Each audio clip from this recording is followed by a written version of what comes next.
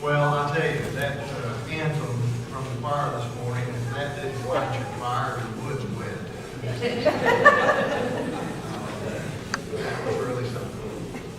And if you don't enjoy children and the unpredictable nature of children, well, this was cause for joy for me this morning. So, just rejoice.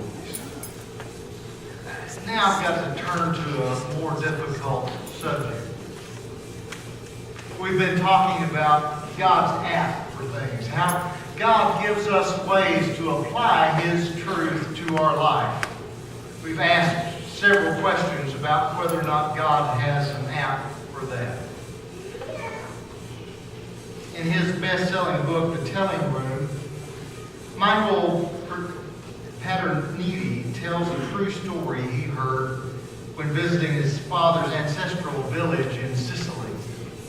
Every day while he was in the village, he saw a very old woman walking with her cane, struggling up a steep road to get to the local cemetery. It was said that at her tortoise pace, the walk from her home to the cemetery and back took about 6 hours out of her day. What grief inspired her difficult daily walk? Was she driven by sorrow over a departed child or a deceased husband, the love of her life? No. The locals told Paterniti that she was driven by osteo, or bitter hatred. Her arch enemy was buried in that cemetery.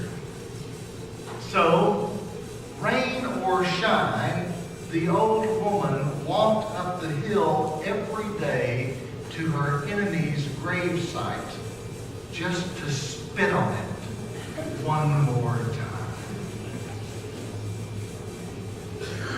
Now, you've seen people like this.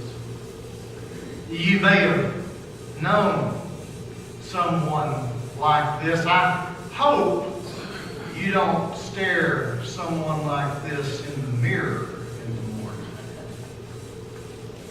Because that's a hard life.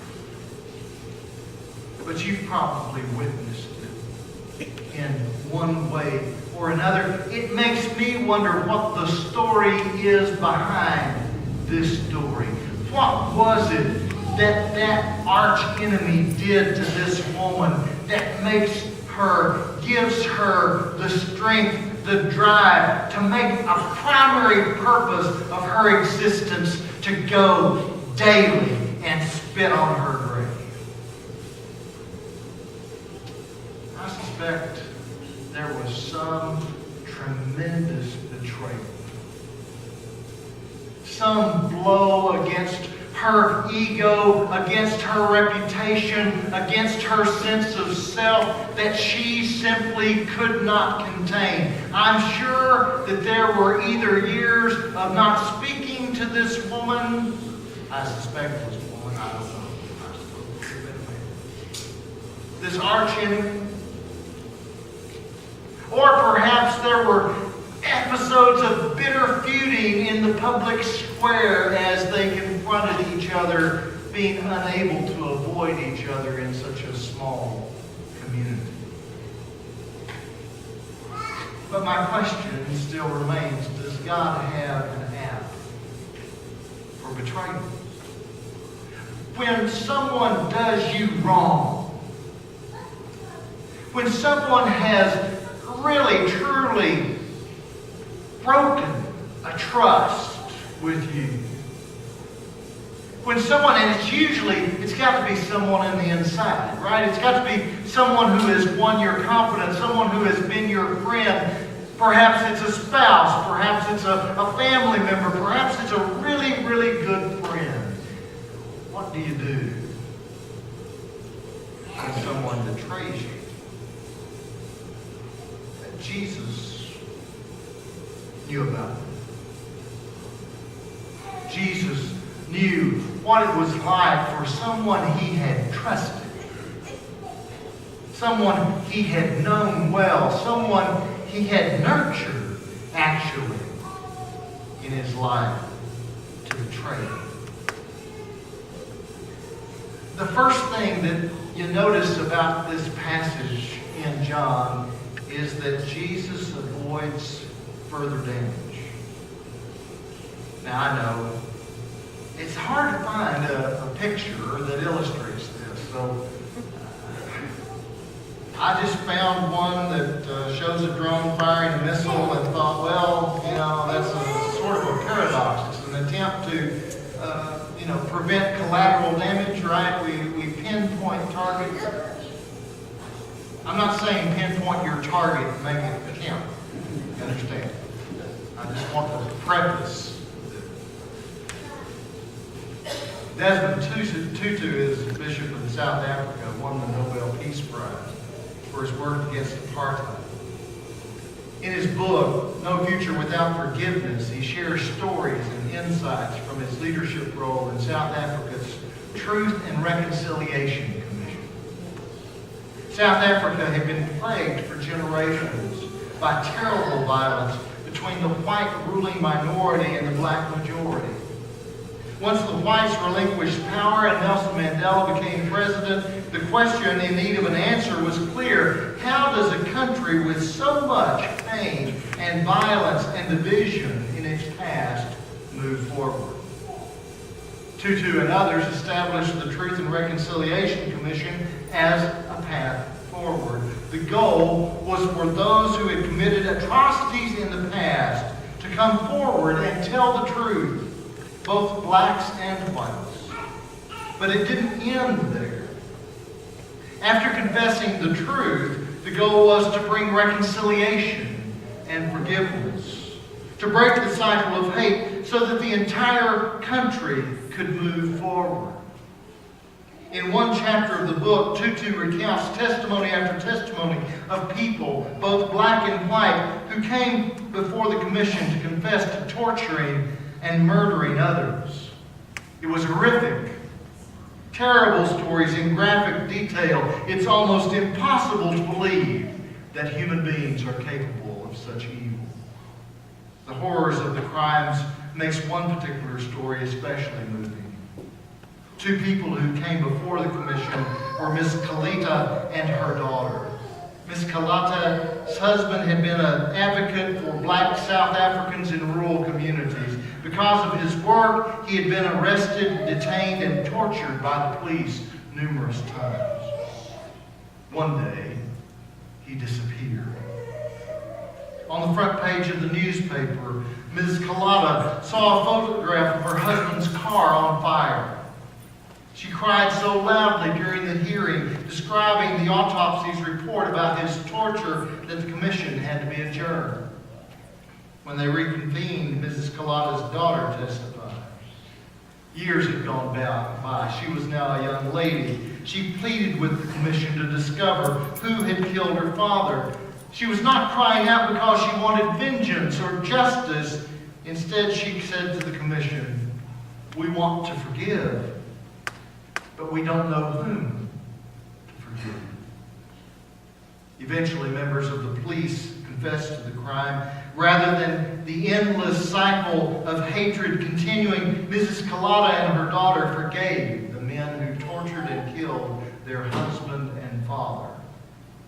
Because that's what Christ's people do. Does forgiveness mean we don't care about justice? Does forgiveness mean that there's no consequence for evil? No. What it means is that we leave justice and vengeance in God's hands. He alone can judge rightly. Our job as agents of His kingdom on earth is to break the cycles of hate, to move from being a people of exclusion to a people of embrace, forgiving others, just as God in Christ forgave us. Peter, the one who had followed Jesus so ferociously over that 3 years of ministry. Peter, who had said he would not deny Jesus and yet would later do it 3 times. Peter grabs his sword.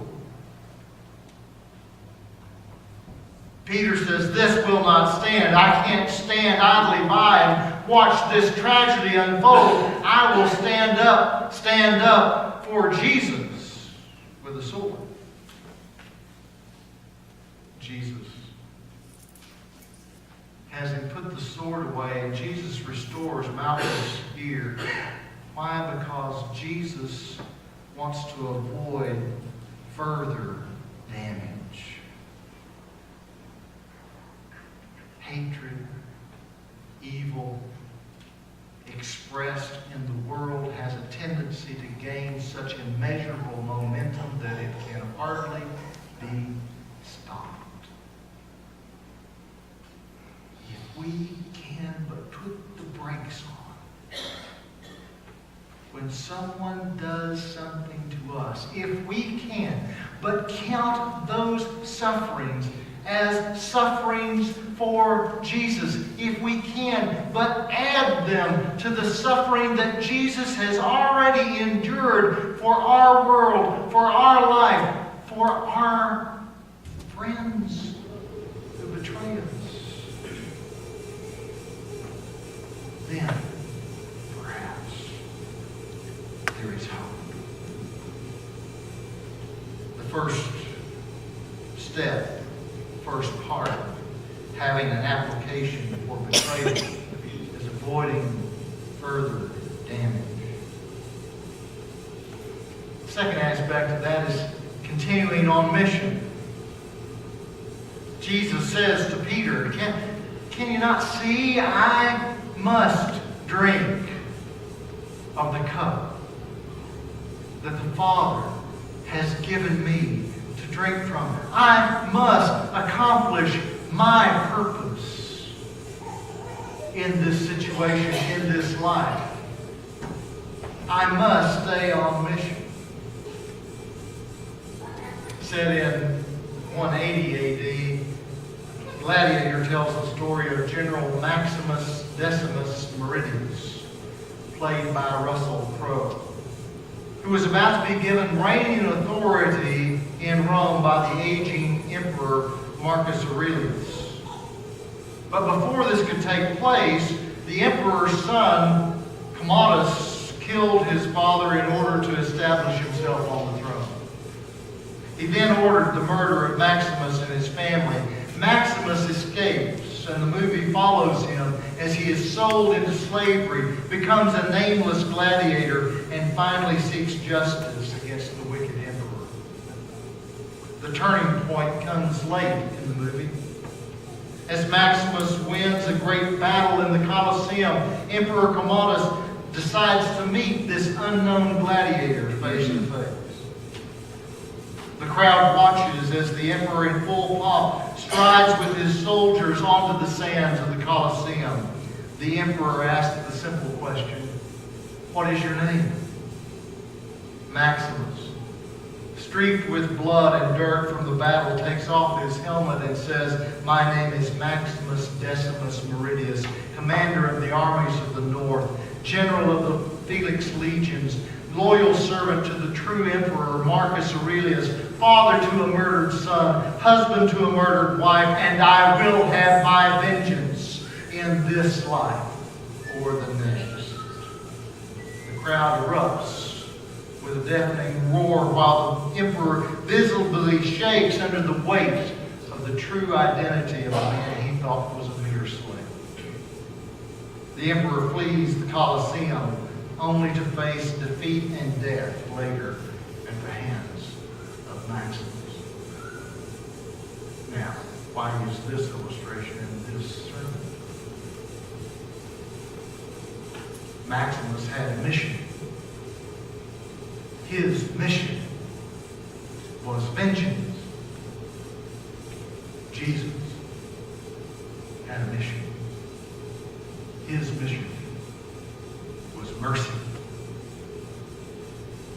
When it comes to betrayal, you can choose one mission or you can choose the other. There is really no gray area. You can either choose to wreak your vengeance. We sometimes say, very easily, vengeance is the Lord. Sometimes we want to be an instrument of God's wrath. Lord, you got to have a tool. I'm available. Right? Just give me the opportunity. I'll make sure I hit the mark. But that's not our mission. Jesus fulfills his mission.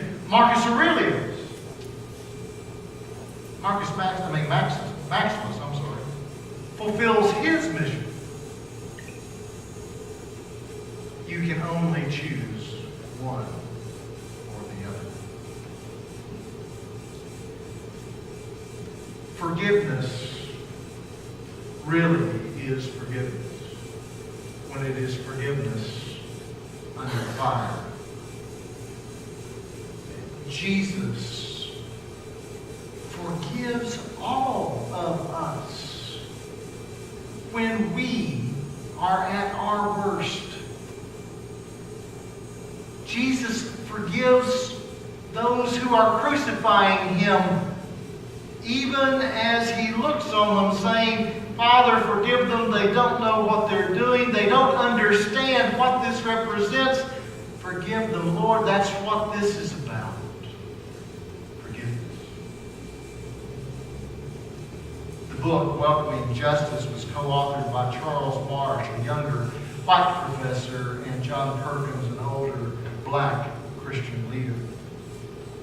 On the first day they met, Marsh sheepishly confessed that his grandmother was an ardent racist who thought that Martin Luther King Jr. was a dangerous troublemaker and that most blacks were better off under slavery. Perkins' response puzzled Marsh. What does she grow in her garden? Yeah. What do you mean? What does she grow? Cucumbers, squash, mint, tomatoes? I have the sweetest tomatoes in my garden this summer. You can eat them like apples. Your grandmother likes tomato sandwiches. I bet she does. Let me ask you another question. Does she like blueberries? I love blueberries, Perkins said. And in great detail, he described all the ways that he loved to eat blueberries. Freshly picked over ice cream in a blueberry pie. We ran out of blueberry pie yesterday. I thought for a while we would have a right. I always keep blueberries in my refrigerator, he continued. When we get to the house, I'm going to give you a bag of blueberries, and I want you to take them to your grandmother and tell her they're a gift from me. After Perkins gave Marsh the bag of blueberries, Marsh called them a gift that marks you as a new kind of person. He wrote, I haven't been quite the same since I accepted those blueberries. Forgiveness is forgiveness when it's under fire. You want God's app for betrayal? You want to know what to do when someone has taken you at your most vulnerable and taken advantage of you? You better pay attention to the lessons of Jesus. He does no further damage. He stays on mission, his mission of mercy. And he offers us himself. Serve like pie. Will you come? Will you eat? Will you be refreshed? Or will you become like that bitter old woman, climbing the hill day after day to spit on your enemy's grave? The road is very clear. The choice